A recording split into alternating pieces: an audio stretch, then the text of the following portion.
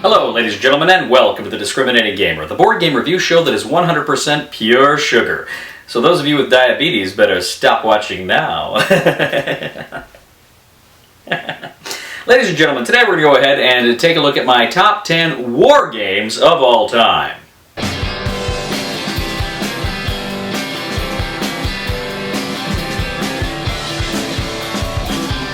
Alright, ladies and gentlemen, so just a few words about exactly how I constructed this list. Now, first of all, I'm not a big fan of heavy war games. You're not going to see something like ASL on here, or I know some of you say, that's not heavy. It's too heavy for me.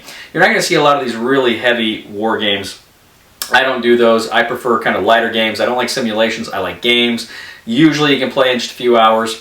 I'm not a big fan of the heavier fare. In fact, you'll see a lot of games on here that are pretty abstract, but they've got a pretty good, I think, war theme, and so I've included them. I'm sure that'll make some people pretty upset. When I was first thinking of this list, I thought of a lot of war games, but a lot of them were fantastic war games, science fiction or fantasy, and I thought, you know what? I should really do two lists here. So what I'm looking at today are my favorite historical war games, and then somewhere down the line I'll make my favorite kind of fantastic war games, looking at some of those titles at that time. But I kind of felt like I should really divide them because people's expectations are different, and it's just a fun exercise for me.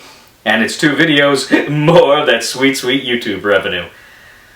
Anyway, ladies and gentlemen, I'm going to go ahead and jump right into this. And one last thing I will say is, ultimately, where I place these games on the list is just how much fun do I have with these games? How much fun do I have playing them? And they're all fun. They wouldn't be on the list if they weren't, but they're all fun, and that's why they belong there. Now, before I get started, I'm going to start with my honorable mentions. So first of all, of course, Axis and Allies. Avalon Hill, Wizards of the Coast. Axis and Allies is a great staple game. I've said this 100 times. That's the game that got me really into not only playing a lot of kind of these light war games and starting me in board gaming, really, but it also is the game that really is the reason why I'm here working on my PhD in World War II history. That got me on that path. You can check out other videos to learn more about that.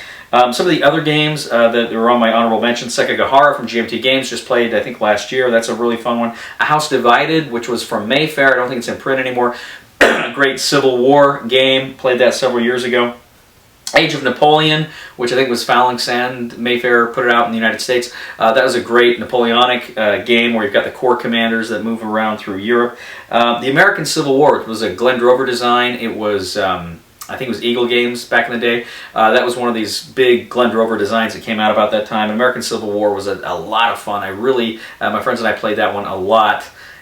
20 years ago. We really enjoyed that game quite a bit. One last thing I will say before I get into my top 10 list, I am including games that are war themed, not political themed. Therefore, I'm not including games like Twilight Struggle on this list. I don't really consider it a war game. It's a brilliant game, it's like a war game, but a game like that I don't consider a war game. It has to be an actual shooting war theme in order to make it on the list. Alright, number 10. Number 10 is the first of what will be several GMT games you'll see. This is Washington's War. Washington's War is a fantastic game set in, of course, the American Revolution. It's got both a kind of a political struggle for control of the colonies, but there's this military struggle as well. I really like this game on a lot of levels. It's a card-driven game. I haven't played it in a long time, though. It's been years since I played it. In fact, I don't think I've ever done a formal review, and maybe it's one I got to go back and revisit and review at some point. But it's a lot of fun, and I really like, one of the mechanics in this game I really like is you don't know exactly when it's going to end. So at any given turn, you could be up or down, and you don't know exactly when it's going to end. You kind of shuffle in a card there. And when that card comes up, the game ends, and you want to be on the right side of history at that point. But it's a fun game, good American Revolution game. I really like it. That is my number 10, Washington's War from GMT Games. My number 9 is another GMT Games title. This is Fields of Despair. This is World War I. This is a game I played this actually, I think, not long before I moved down here to Texas. And I reviewed it a few years ago. It's the Western Front. It's a big map of the Western Front. The Germans are moving against the British and the French and I think the Belgians. The Americans can come in, and it can take place over the whole course of the war. But you're mounting these big offensives, and the numbers you're rolling. It's block war game, but the blocks have big numbers on it. So you're rolling just these massive amounts of dice, and then you got a table to indicate exactly where things going, because you couldn't. I mean, it'd be very difficult to roll the number of dice for each individual thing you have. So it's helping you determine hits there. But of course, there's fog of war. You do artillery duels. You do fighting in the air, and then you've got kind of an abstracted kind of idea of what's going on the Eastern Front and the war at sea. But it's a very good game. It's a longer game. It's kind of it really kind of makes you feel that. What's the word I'm looking for? That slog, I guess. That attrition that you're facing on the Western Front, and it does it quite well. So really enjoyed this game of Fields of Despair. That is my number 9 from GMT Games. Number 8 is, stop me if you've heard this, another GMT Games title. This is Triumph and Tragedy. Triumph and Tragedy is a World War II game, and I really like it because it starts actually in like 35, 36. And you actually have kind of this, the first part of the game is a diplomatic struggle. You're trying to win these diplomatic battles by playing cards and gain influence over these different countries around the continent, depending on which power you're playing. And really how it works out is you're playing one of 3 factions. You're playing the German fascists, you're playing the Soviet communists, or you're playing the democratic powers. It's kind of a mixture of France, Britain, and the United States. And you're trying to gain supremacy there politically before you get into the actual shooting war. And the way the shooting war works out is it doesn't necessarily play out historically. For instance, I think it was the first game I played, you actually had Britain and the Western Britain, America, those guys, them go to war with Russia, and Germany actually stood out of the war for a long time. So it's actually a very interesting way you can play this game out historically.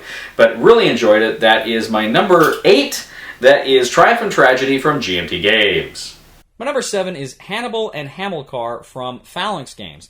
Now, I had played the original Avalon Hill Hannibal in the late 90s, I think, and they just put it out again here last year, and it's a very interesting game because, again, it's a game that combines kind of the politics of the era with the military movements and the shooting war, so to speak.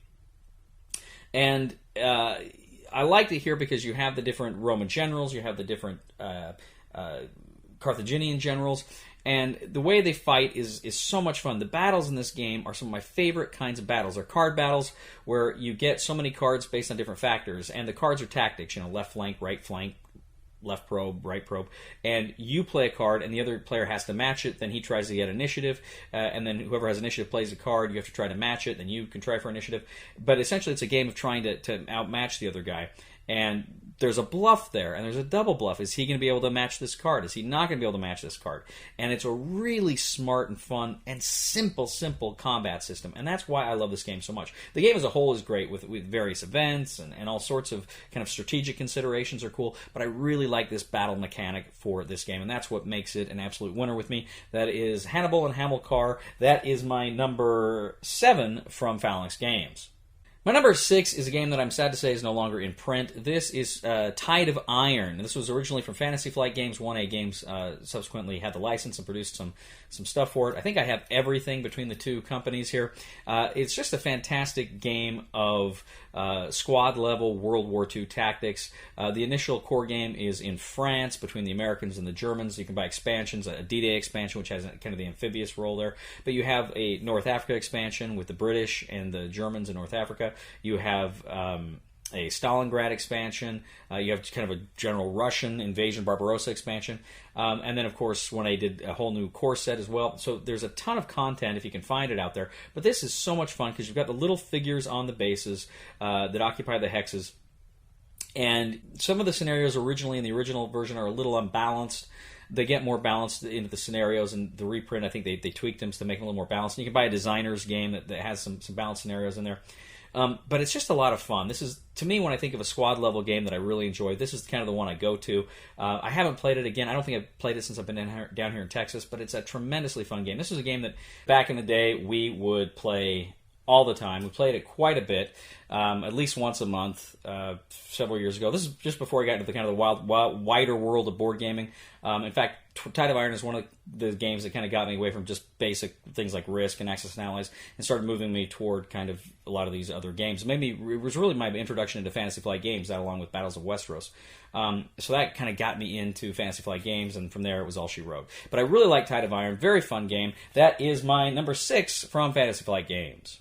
My number 5 is a game that I just played a few months ago, and I absolutely fell in love with it. A lot of people are not going to be happy about this because it is like the ultimate of abstract war games, but I really love it, and I love the theme, and I love the way the theme is integrated here, and that is Undaunted Normandy. Undaunted Normandy is actually a deck-building game, but you have squads, again, Americans versus Germans in 44. You have these squads you're moving along on the map, and when you take hits, you actually lose cards. They're your casualties. The cards are actually different names of people that belong to different squads, and you lose those characters as you're playing, and you lose your options. But you're trying to achieve different objectives on the board. You are trying to, of course, eliminate and pin down your enemies. And the deck building mechanic here works just so well. This is such a pleasant surprise. One of my favorite games of the year, and I absolutely fell in love with Undaunted Normandy. So that's Undaunted Normandy, number 5 from Osprey Games. My number 4 is a game that I really, really enjoyed. It's Napoleon Waterloo, 4th edition. This is from Columbia Games. This is a great, you got a big strategic map, and you're moving your units along roads to different towns. The game board's really unique that way. It's not like spaces per se. You're moving along roads.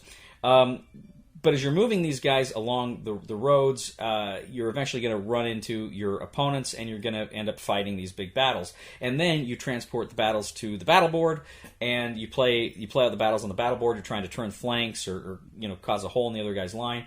It's very well done, very smart, very thematic. I think it captures the history here very well, and I like that map because it really feels like you are moving units along a map in an actual battle. It's nothing like it, but it feels like it, and it's a lot of fun. So that is Napoleon Waterloo 4th edition. That is from Columbia Games. That is my number 4. My number 3 is, believe it or not, another GMT game. This is Commands and Colors Napoleon. Now, I thought of a lot of the different Commands and Colors games that I could have included on this list, so I kind of make them representative here with this choice, and that is the best one of the series, in my opinion, Commands and Colors Napoleon. I love, love, love the theme here of Napoleon, and I love the way the game works. I love the fact, you can form squares out of units, out of your infantry units, to help you avoid cavalry charges, etc., etc. But, of course, the Commands and Colors games are just awesome. You got the 3 different sectors of the board. You play cards to move, to activate sectors, units in the different sectors, and then you, of course, roll dice to determine hits and so forth. It's a very great game system, and I love it married to this Napoleonic theme, and that is why it is my favorite of the Commands and Colors series, and it's just a fantastic game to play. We actually did a live playthrough several years ago. I think that's like my 3rd or 4th most watched video on this channel, is the playthrough Zach and I did a few years ago of Commands, Colors, Napoleons, but it is so much fun. So absolutely, I recommend checking that one out. That is Commands and Colors Napoleonics. That is my number 3 from GMT Games.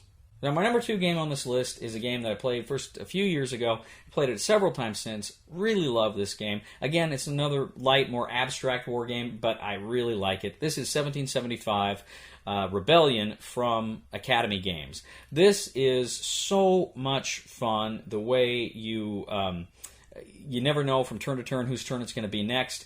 The way you move your units and play the cards to kind of affect the units on the board, but then you, of course, make these attacks, and when you go into an attack, you're not rolling first, so you're taking hits right off the bat. But when you roll the die, your guys may retreat, so even when you roll a die, you're taking a chance of losing the battle. It's such a good and interesting and fun and smart light war game. I absolutely love 1775, and every time I play it, I get a big grin on my face no matter which side I'm playing. And I like it too because it's really a game that involves teamwork. It's always it's best rather as a 2v2 game. 2 people playing the American colonists, 2 people playing the British, and you got to work together in order to make it work. I've never played with less than 4. I don't think it would be as fun with less than 4. I really think you do need 4 players. But regardless, I love this game. I love it so much. Highly recommend 1775 Rebellion from Academy Games. Again, that is my number 2. And my number 1 war game of all time. This is a game, I think 1775 easily could have been number 1, but something about my number 1 I just love it so much. And it's because I like it because it's fairly abstract in a lot of ways. But it really does a good job, I think, of simulating ideas like supply line and resources and logistics. But at the same time is light enough and is easy enough to get into that it's not as complicated as you might think. Also, to the way kind of the events play out, it's got a lot of event mechanics that trigger here that are a lot of fun. The whole package just screams Cody. And this game is Friedrich from, I believe it was released domestically from Rio Grande Games. This is a brilliant game about Frederick the Great and his wars in Central Europe during the 7 Years' War. Essentially, you've got Frederick is fighting the other powers. You've got the Austrians, the Russians, and the French, and they are all ganging up on Frederick. But they are not working together. It's not an all-on-one game. They have their own objectives that they are trying to fulfill before the other guys fulfill their objectives. But Frederick is fighting them all. And Frederick starts out the game in a very powerful position where he can potentially take out all these guys. But as the game wears on, he gets weaker and weaker and weaker. And he's hoping for these political events to develop coming out of that event deck that will save his life, just like historically that is what had saved Frederick the Great from ruin. And it's just a smart game. Like I say, you're moving along these lines of communication while you're in your own territory. You don't have to worry about logistics, but as soon as you get out of your territory, you have to take these supply trains with you that are vulnerable. And it's such a fun game. It's a bit of a longer game, too, 3 to 4 hour game. But there's so much depth and richness and complexity in such a simple, abstract game. Now, the way you play the battles is interesting too. Again, it's very abstract. You got like playing cards, and you're just like playing these cards for their numbers, and you're trying to get the better numbers, adding it to the numbered strength of your army, and whoever can get the most numbers. And as soon as somebody goes, if they've got the more numbers, then the other person can play a card. If they still haven't got the numbers, they can play another card till they get the more cards. But again, you're burning cards that you may need later, and the cards you play have to match the section of the board that you're in, which are again in playing suits, clubs, diamonds, etc., etc. And that, I mean, kind of abstractly represents terrain.